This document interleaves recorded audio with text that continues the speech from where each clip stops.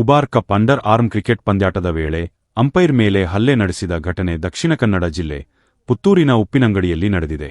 ಉಪ್ಪಿನಂಗಡಿಯಲ್ಲಿ ನಿನ್ನೆ ನಡೆದ ಹೊನಲು ಬೆಳಕಿನ Ubar cup under arm cricket ಪಂದ್ಯಾಟದ ವೇಳೆ ಮಂಗಳೂರಿನ ರೋಲನ್ ಪಿಂಟೋ ಎಂಬ ತೀರ್ಪುಗಾರನ ಮೇಲೆ ಕೆಲ ಯುವಕರು ಹಲ್ಲೆ ನಡೆಸಿದ್ದಾರೆ ಎಂದು ಆರೋಪಿಸಲಾಗಿದೆ.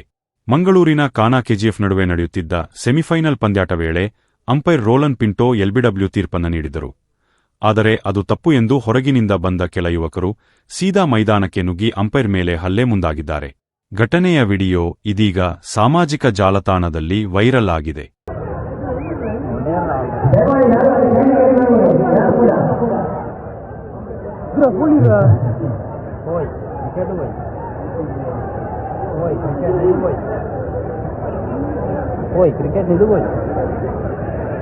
ಎಂದಾಕಿರೋರು